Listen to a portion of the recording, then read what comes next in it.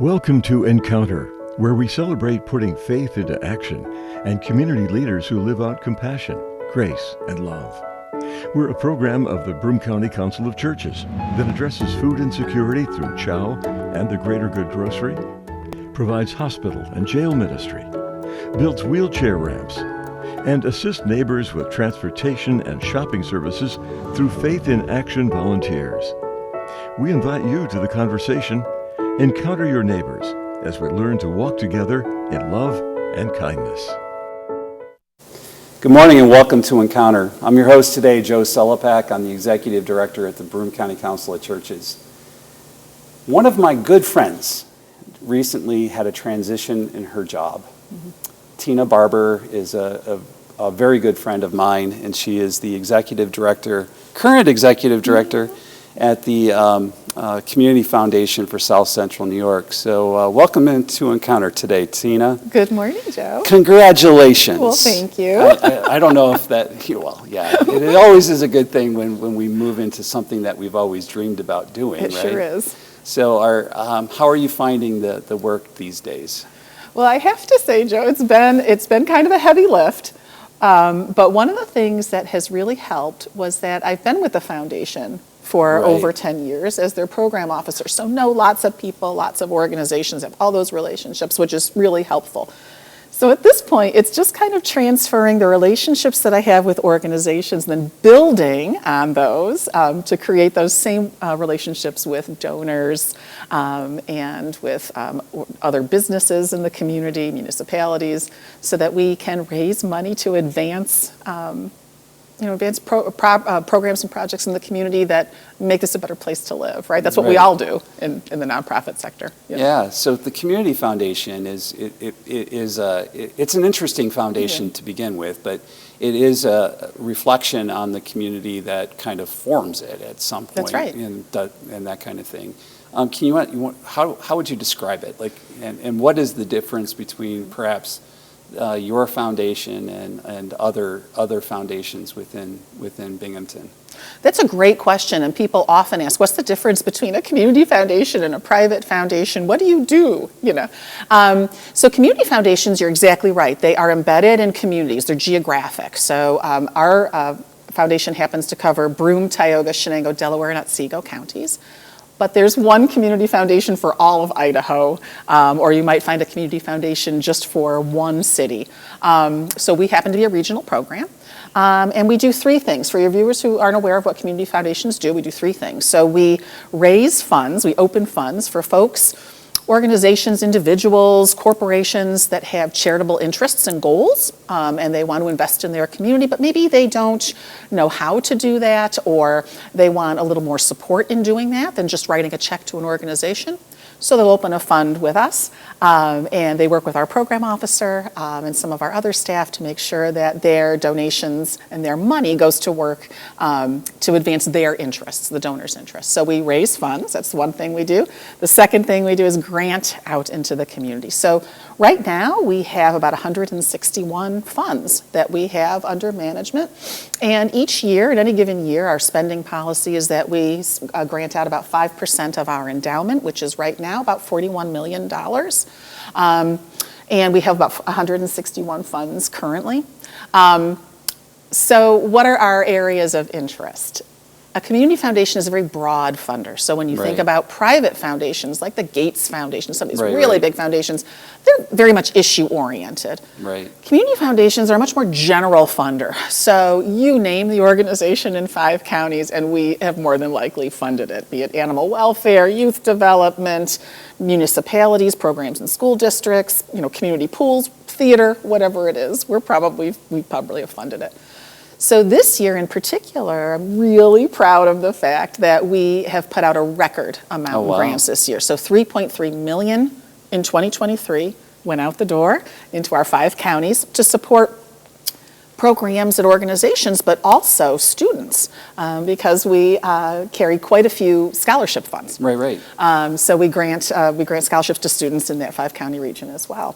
So we made 575 grants to students and organizations with $3.3 million. So it was an excellent year for us. So if Yep. a person wanted to establish a fund within within your organization, I know that. So we and I've never talked to you about this because the Council of Churches often will get checks from the Community Foundation that have been designated by someone who's from, affiliated with your organization, who has established a fund, and then they direct part of that to the council, right. for one of our ministries, jail ministry, Faith in Action volunteers, building wheelchair ramps, any number of other things will get funded that way. How does a person do that? Yeah, I mean, it all starts with a person's desire to support the community. That's the number one criteria. So we often are contacted by individuals who say, I have a mandatory distribution for my IRA, or I have excess income. Yes, a lot of people have excess income that they are looking to deploy charitably. All right, so they have this excess income that they want to be able to do something charitably with. They have interests, but they're just not sure how to go about it. So they call the Community Foundation. Myself or our development associate, Sean Graham, calls them back and really kind of takes a deep dive with them about what they want to accomplish. Right. Depending on the answer to that question, we will recommend a type of fund for them. So if somebody says, I have these 5 organizations that I love and I want to support annually, that's probably a donor-advised fund, right? If they say, I have this issue that I am passionate about and it's animal welfare, that's probably a field of interest fund, and they can fund all kinds of animal welfare organizations. Or if they say, I love WSKG or WBNG or whomever it is, and I want to make sure that that my donations just go to them, that's a designated fund. So we work with the donor over a period of a few meetings to try to assess what those interests are, and then open the fund accordingly, and then continue to work with them to offer investment opportunities that align with their interests, right. and then offer educational opportunities, ongoing continuing education for donors. That may mean, how do I pass on my generational wealth? How do I prepare my grandchildren to receive my wealth, right? Things that people maybe don't often think about. So that relationship lasts for a lifetime and is really calibrated to what the donor wants. Some donors don't want us, to be contacting them all the time, whereas others, we find ourselves talking to quite frequently. Yeah. So, so the difference between that fund, those funds, and what you do through the your general fund, because I know that we've applied for other things that haven't been designated. How does that work, and what is and how does that make? I don't know. Well, we are really lucky as a community foundation. We happen to have a very large unrestricted pool. So when we're working with those donors, some say, what? You know what's going on in the community, so I'm just going to open this fund, give these funds to you. You deploy them, Community Foundation, the way that you see fit, where the greatest need is. We have had many folks decide that route, so that gives us a large unrestricted pool. So you say to me, Joel, how do we deploy that unrestricted pool? How do we know where to deploy it? Right. So I'm happy to announce, actually, that the Community Foundation does a need assessment. It updates it every 5 years. We are in the process right now of a 3rd iteration of our need assessment. And we are focusing this one on mental health, housing, poverty, nonprofit capacity building, and equitable access to services. So the person that we work with to put this together puts together the data and then makes funding recommendations based on that data. And that guides our grant making for the next several years until the next one is done. I've been at the Council of Churches long enough that I remember when the first one happened. It's a process. It is a months-long process because we decided, we don't need to recreate the wheel, but what we need is somebody to take all of the data that's already out there, bring it one place, analyze it, and then make recommendations to us. So I think that is probably the big difference between our donor-advised funds, where they know what they want to do and they're just asking us to pass it through for them, versus our unrestricted money. Yep. And the unrestricted money still goes through a panel of That's community right. members, right? So who are those folks, and how do you select them, I guess? Well, it's great to talk about that right now because it could be you out there, viewers, if you're interested. So we do make all of our decisions through community panels, and these are folks that are either have had careers in the area that we are looking to grant in. So, for example, we have an arts panel. So sometimes it's either very enthusiastic patrons of the arts, or it's folks that have had a career in the arts, and they take a look at those applications and make those decisions. And we do those panels for really everything that we grant that is competitive grant making, right? So how do we choose those people? Really, it's just somebody who has a basic interest in what is happening in their community. They want to, solve some of the problems their community has, or they want to, strengthen what's working in the community. Like they have a real vested interest in that, and that's all that's required. Do you have a passion about your community, and want to, help make those decisions about where those investments are going? Then we need to talk. Right. Yeah, and so folks can be involved in that in a panel. They could also. How do you go about recruiting board members? So this year, what was interesting is in the next 2 years, we have half of our board turning over, which is odd, but it does happen in nonprofits every once in a while. So what we do is we really take a look at where we want to be in 5 years, okay? Where do we want to be as an organization? Right now, we are concentrating on getting our endowment up to $50 million. So that's what our focus is on, so that we can make more significant investments in the community. We have to grow our endowment, right? So then I think, okay, what are the skills that I would need for a board member to be able to meet that goal, right? And we recruit accordingly. So one of our big interests right now is workforce, and a workforce pipeline from high school through community college, through folks in the community that maybe need to be retrained because they've been downsized, maybe have never trained for a career, because we have all of this opportunity, this tech opportunity that's coming to the area, so we are very interested in this. So for example, I approached Dr. Anthony Hawkins, who's our new SUNY Broome president, thinking we want to be involved in those decisions. Anthony is working, as the head of an organization that is going to play a major role in that. He's somebody that we would like on our board, right?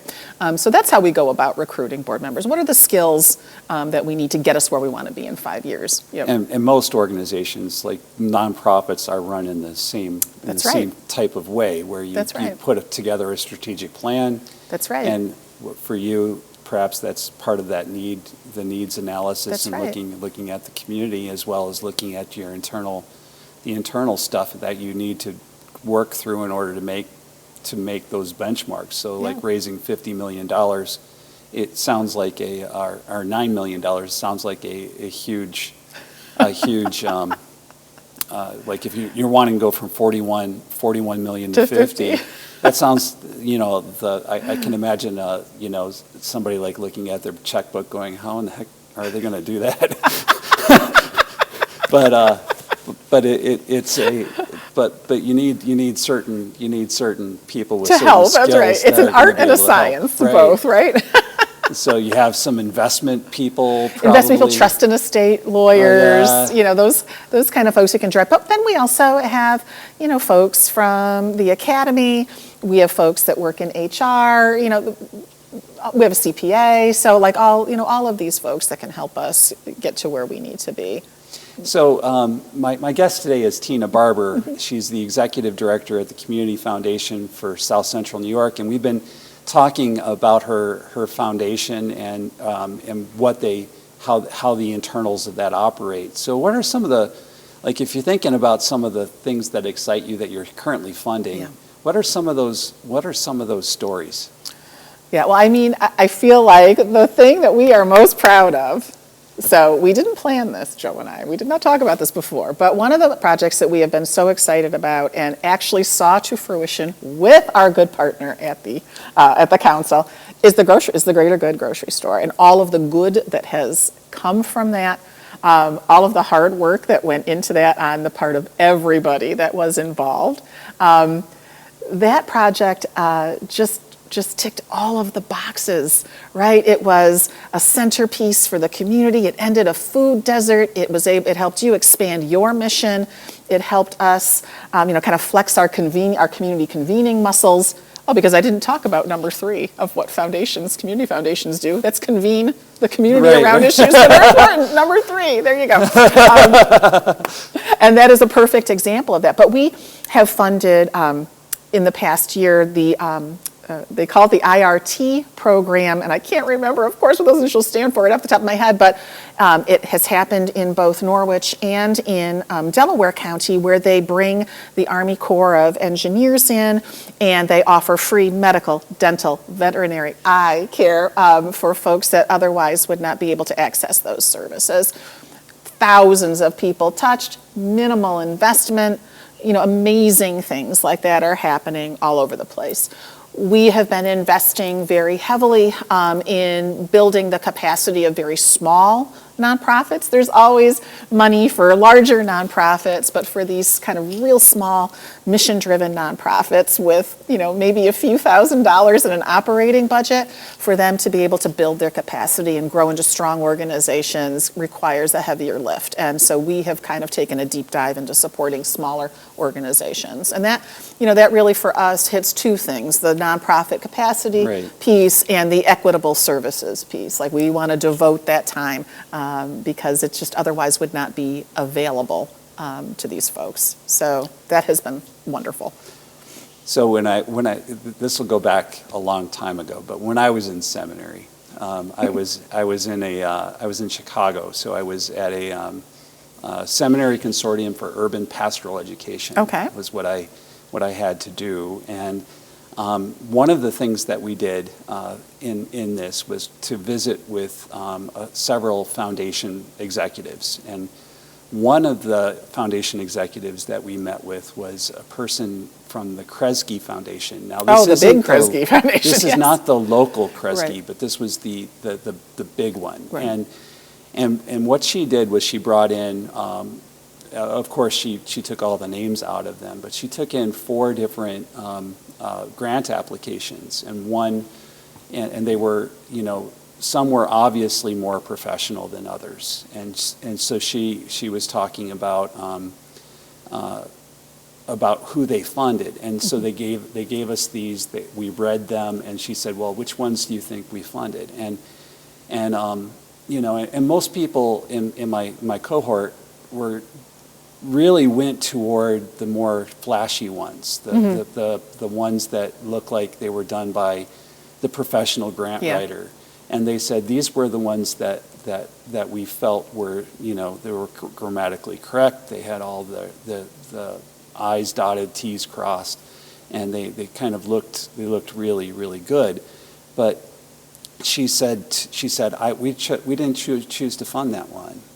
And they said, well, why not? And she said, because this one. And she pointed us to this one that was one of those small nonprofits. And she said, this one's going to have more impact than that one. Yep. This one's going to go into, she said, into a big pot, and those people are going to, they're not going to make it be as effective as this one. Yeah. So, how does that factor into your thinking as far as like making those decisions, I guess? So I'm really glad that you brought this up, because our model of grant making is very much centered in trust-based philanthropy, which is, people are doing what they say they're going to do. We have relationships that are 25 years with most of these organizations. We want to make their access to the funding as easy as possible, right? So many years ago, we had a board chair named Keith Chadwick. You probably remember Keith. He was the director of United Methodist Homes. He's a mentor to me. Yep. Yeah. And he came up with what we call the Chadwick Doctrine, and it's exactly what Joe was talking about. We tend to fund much smaller organizations than the folks with big guns that have multi-millions in their operating, because, our largest grants are probably $25,000. And what Keith used to say is, okay, if an organization that has a $50 million operating budget can't find $10,000. There's probably something else going on there that they need to be concerned about. That investment goes much farther in an organization with a $100,000 operating budget than it does with somebody with 50 million. So, and is more likely to be touching people where they are at, right? At the street level, which is where we prefer to fund. Yeah, Yep. and so when you're thinking about the impact, the needs analysis that you've kind of worked through, you want it to get to that point, right? Yeah. So you want it to especially if you're dealing with issues like poverty, and poverty is a huge issue. Yep. It's not something that's going to, Jesus said, the poor are always going to be with you. Yes. But yet, we do know that there's levels of poverty that should not be tolerated by anyone's. But in order for you to help alleviate that, there's a lot of systematic work that goes into that. So, can you talk how does that kind of that systematic approach to understanding a problem come into your funding decisions? I have a perfect example for this. So during the pandemic, somebody had posted something about Broome County's Safe Housing Task Force, because there were a lot of issues with housing during the pandemic, and folks had been given some grace and then not given some grace once the pandemic was over. So there was this plan that had been done in 2018, was sitting on a shelf gathering dust. Somebody posted it, and I took a look at it and said, this is interesting. So somebody did all of the background, all of the data, had all of these recommendations about things that needed to happen to improve safe housing in Broome County. I said, well, this is interesting. I'm going to dust this off, and I'm going to contact the co-chairs. So I contacted one of the co-chairs. We subcontracted with her to implement some of those recommendations. So in a year-long process, she pulled together groups that were focused on program, policy, and protections for folks at the very lowest end of the housing spectrum. And out of that work that took about a year, we are funding a rapid assistance program for folks that are currently homeless or are in imminent danger of becoming homeless, and a fair housing advisory board to make sure that people tenants understand what their rights are. So that's an example of how that process works. Like, I don't have to be an expert in everything, but I have to know who's doing what in the community so we can pull them together and make something happen. And that's the way most of us generalists operate. That's right. So that's right. And you're the first executive director that of a foundation I feel comfortable asking this question. Okay. But what is it that draws you to being an executive director of a foundation? What is it that what does this invoke within you? Why is this important to you?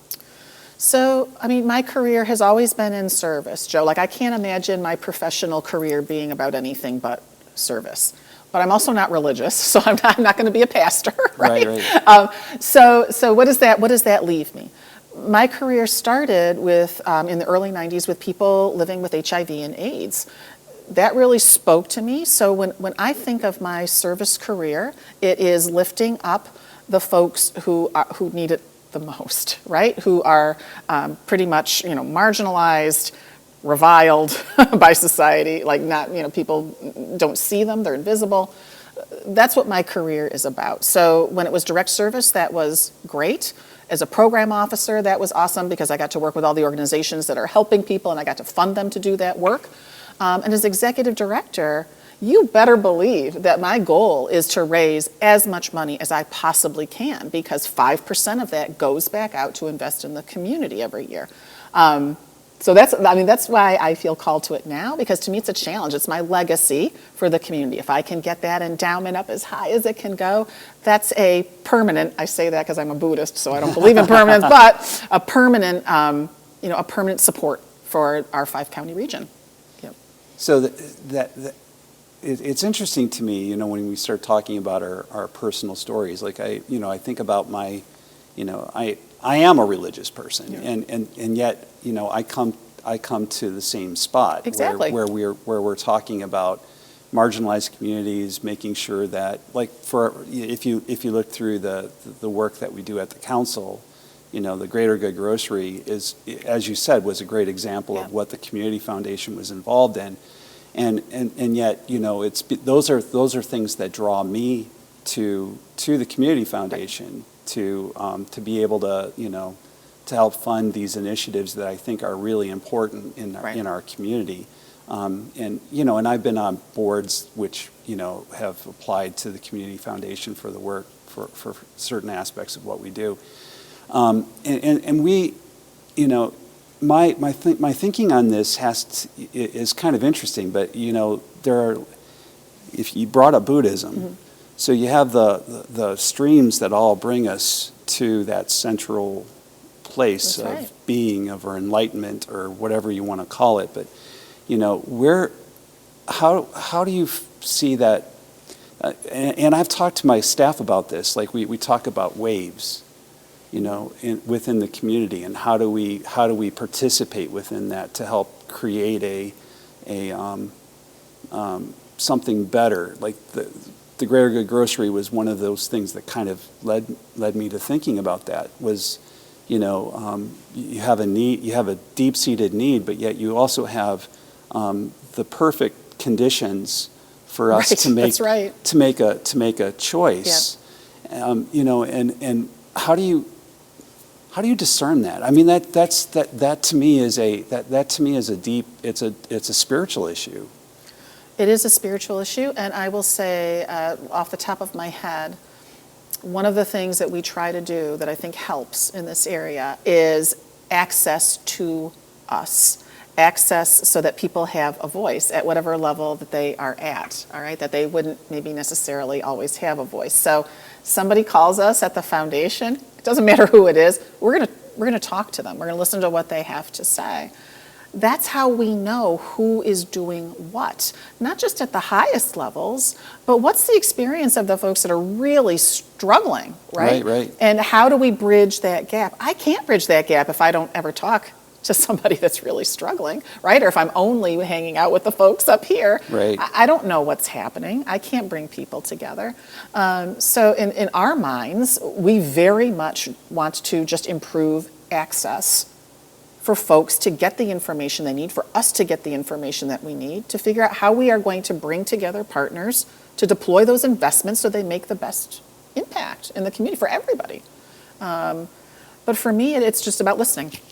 Yep. So my guest today is Tina Barber, and we've been talking about her foundation. She's the executive director at the Community Foundation for South Central New York. If people want to get in touch with you, how would they go about doing that? So absolutely, we're back in the office now. For a long time, we were kind of working a hybrid schedule, but absolutely just give us a call, 607-772-6773. Well, thank you for being on Encounter, and you're the first executive director of a foundation that I've interviewed on Encounter. I hope there will be many more. We should have a conversation about Buddhism at some point. For all of you, I hope you be good and kind and gentle to each other. Have a great Sunday.